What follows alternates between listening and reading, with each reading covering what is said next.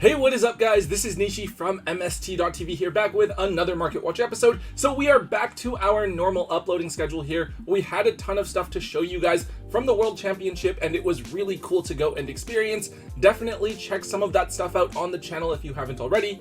Over that time though, there's a ton of stuff for us to talk about because we finally had the full set list for the tins spoiled, as well as all of those old archetypes that have been confirmed to be getting support in the near future. For today, we're going to highlight some of the key cards from those older archetypes that are currently trending on the market, but be sure to stay tuned for later this week when we discuss some more immediate trends. Let's get started. Before we get started, I want to take a second to thank the sponsor of today's video, HelloFresh.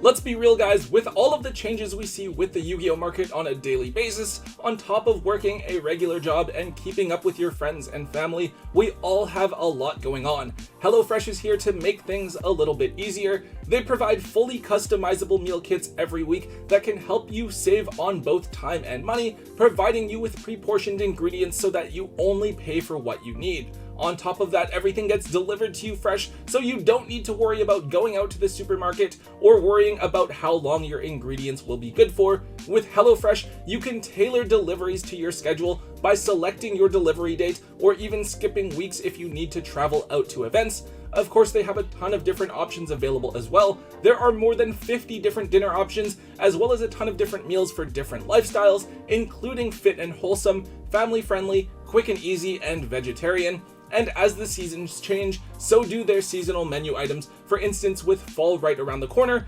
pumpkin spice is going to be available.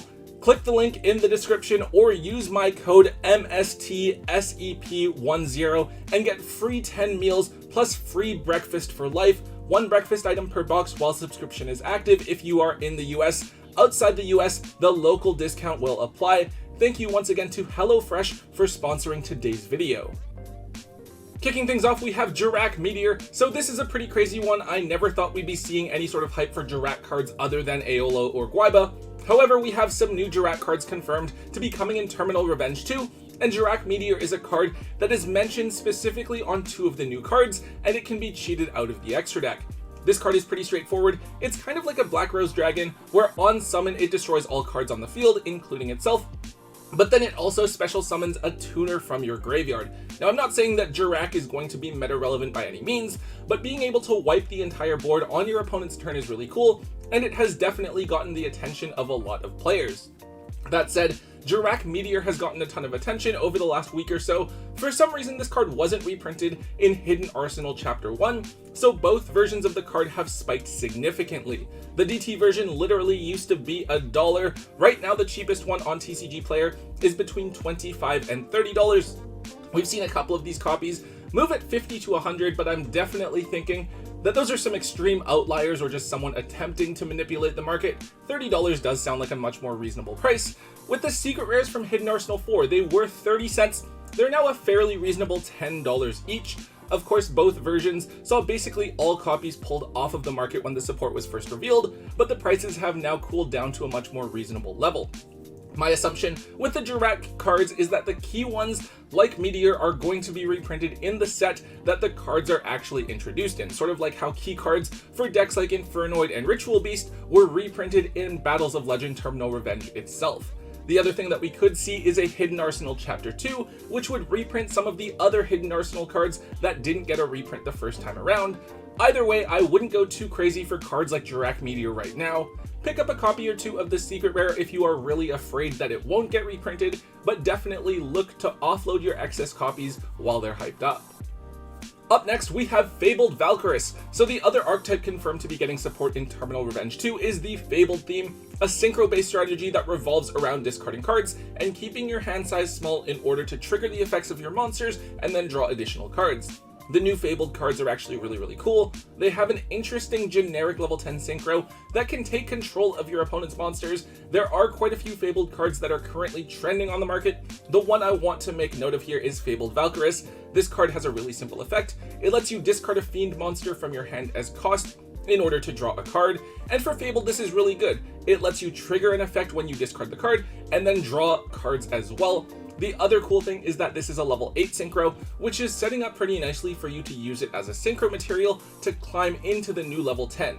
Fortunately, a bunch of fabled cards did actually get reprinted in Chapter 1, so we didn't see a ridiculous price spike with Valkyrus the way we did with Gira Meteor. The DT version is still up a lot, up at around $20, but the secret rare is still at a very manageable $2 to $3, while the printing from Hidden Arsenal Chapter 1 is still under $1. Same as with all of these older cards, you will have to pay up a bit if you want the nicer original printings, but if it's all the same to you, look to move the DT versions to someone who really wants to bling out their deck, and consider just picking up the much more affordable copies to play with. The next card we have is number 104, Masquerade. So we actually did see number C104 trending about a year or two ago. I believe some players were trying to cheat it out of the extra deck, but now number 104 is actually something that players are looking at. This card is a generic rank 4 monster that requires 3 monsters to make. Its effect is that during the battle phase, when your opponent activates a monster's effect, you can detach a material from this card to negate the activation and then inflict 800 damage to your opponent. Now this is a card that can be made pretty easily in the Ryzeal deck, a new theme that will be introduced in Crossover Breakers. I was speaking to an OCG player at Worlds and he described Ryzeal as being kind of like Sprite but for level 4 monsters.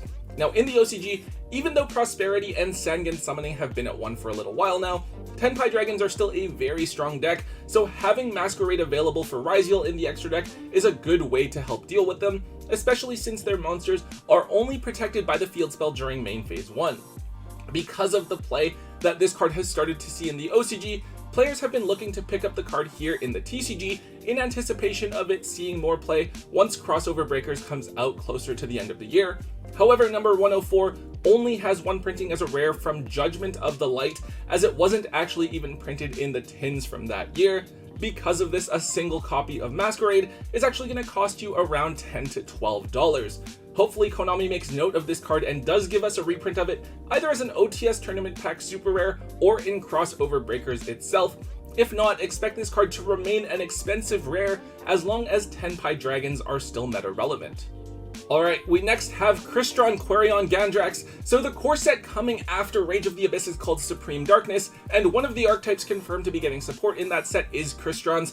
Crystrons are probably best known for introducing Halqifibrax to the game. They're a theme that's synchro based with some really big boss monsters, but they generally have a hard time getting enough bodies onto the board to actually go into them.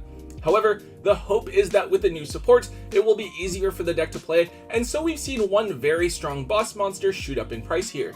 Quarionandra is a level 9 synchro monster that requires 2 or more tuners to be used in order to make it. On synchro summon, you can target monsters your opponent controls and or in their graveyard up to the number of materials used to make this card and then banish them.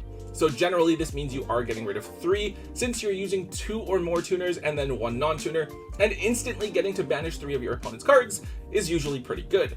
Now of course you do have to hope that this card doesn't get hit by a Veiler or Impermanence, as well as making sure that you don't get Nibiru'd along the way to this card, so maybe actually playing Crystron successfully and resolving your effects is going to be difficult with all of the hand traps running around in the game today.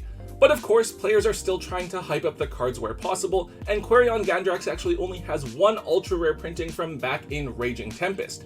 Because of this, it has shot up in price to between $10 and $12 per copy. I think that this card was actually trending a bit back when Halqifibrax was first released, because it still had the 1 printing back then as well, but despite that, it's never really seen any traction or meta play. I feel like this is a prime candidate to be reprinted in an OTS tournament pack as a common closer to when Supreme Darkness does come out. Either way, I don't think Crystrons are going to be particularly strong or meta relevant, so this is probably another card to try and offload while it's seeing a ton of hype. The next card is High Speedroid Cork Shooter. Speedroids are another strategy that will be getting support in the core set Supreme Darkness, and I think that the deck is really cool if it can just play completely uninterrupted. They're able to fill boards with a ton of high-level synchro monsters, and even without Baron and Savage Dragon in the game, they can make some pretty insane fields. Now, Speedroids are probably one of the more overlooked archetypes in the game. Aside from Terror Top and Take Tomborg, and then occasionally Chanbara, I don't think any of the Speedroid monsters have seen any sort of meta play. On top of that, the one time that they did get a few really solid pieces of support, it was in Legendary Duelist Synchro Storm, a set where no one really cared for any of it at all except for Baron de Fleur. However, the new support has gotten people to go over the Speedroid cards again. One card I wanted to look at was Domino Butterfly, a card that was in Dimensional Guardians, but it seems like not that great of a card. The one that actually looks kinda crazy is Cork Shooter. This card searches for a speedroid spell or trap on summon, or if you used all speedroid monsters to make it and they're all in your graveyard, you can special summon all of them back for free. This is pretty crazy because you are setting up some huge synchro plays by going into this card. Now speedroids probably still won't be good, but they can definitely do some cool things, and this card is going to be a big reason why. It only has the one printing from Synchro Storm, and while it was only $2 to $3 before, the card has actually jumped up to now being $8 per copy. I don't know exactly if or when Cork Shooter will get reprinted, since speedroid cards don't generally have a lot of love, but if you are planning on playing the deck, you might want to consider picking up a copy or two of this card, just in case. Alright, there's a couple of cards I want to talk about that aren't related to new support. The first one here is Silhouette Rabbit. So this is a card that we've talked about a couple of weeks ago, but it's seen a big jump up in price since the most recent ban list. This card is a generic Link 2 monster that can set a trap monster from your deck. Usually that's going to be Azaroon, but I think some people are choosing to run Silhouette Trick as well. Essentially, this card is a replacement for Appaloosa. It's something that you can consolidate monsters into on your end board and set up an interruption for your opponent's turn. It's definitely not as strong as Appaloosa, and it does require you to run a brick in the main deck, but it fills a need for a lot of different decks in the game right now. Of course, this is a brand new card out of the Infinite Forbidden, so it's only available as a secret rare or quarter century. The regular secret rare saw a small bump up. This thing was at $8 before, then it was at $15, and now it's just over the $20 mark. However, the quarter century printing actually saw a huge price bump, doubling in price from $80 to $160 in the last week or two. To be honest, I love the way that this card's artwork looks. It's so nice. I was hoping to get a quarter century one for myself, but now that the price has jumped so significantly, I don't think I'm going to pick it up right away. I'll probably wait until it drops back down a bit. However, I do think that the secret rares are probably worth grabbing a copy of if you don't own one already, and you plan on playing competitive Yu-Gi-Oh this year, as this will certainly see a ton of play in combo decks this format.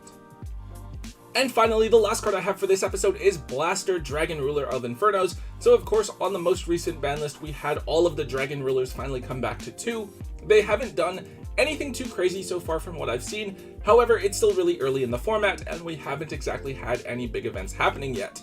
One interesting thing to note, however, is that Blaster has been trending on the market more so than any of the other rulers. Blaster is the Fire Dragon Ruler, so it's naturally a stronger fit in the Tenpai Dragon deck. There, you can actually use this card's second effect to send it and another fire monster from your hand to the graveyard to destroy a card on the field, so it is a great way for Tenpai Dragons to get rid of problematic floodgates, while also providing them a strong body that can be summoned back later to the field. With Blaster, it actually has a common printing from the Fire King structure deck, which is one more printing than either Redox or Tidal, yet we still have the secret rare and rare printings of Blaster coming in higher than the other two, with the secret rares up at $11 to $13, while the rares are $2 to $3. For the purposes of playing Tenpai, playing commons should be fine since most of the rest of the deck can come common anyways. However, I do think that some people also want the cards to build Dragon Ruler decks for Dragon Ruler and Spellbook Time Wizard format, and if that's the case, players would want to have all of the Dragon Rulers in matching rarities. One other thing I want to note is that the Dragon Rulers did get quarter century printings in a creation pack over in the OCG. They look absolutely incredible. I really do hope that we get those here in the TCG, in the quarter century bonanza. Definitely go check those out if you haven't seen them already. Alright guys, that is all we have for today's episode.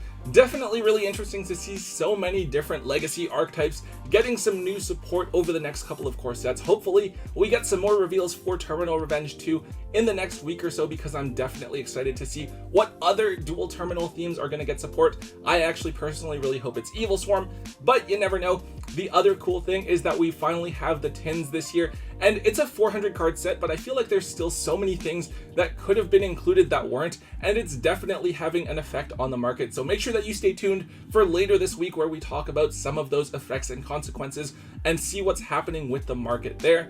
Anyways guys, if you did enjoy today's Market Watch episode, please make sure you let me know. Hit that thumbs up button, make sure you hit subscribe if you haven't already, and comment in the comment section down below. And until next time guys, don't forget to hold on to your MST.TV.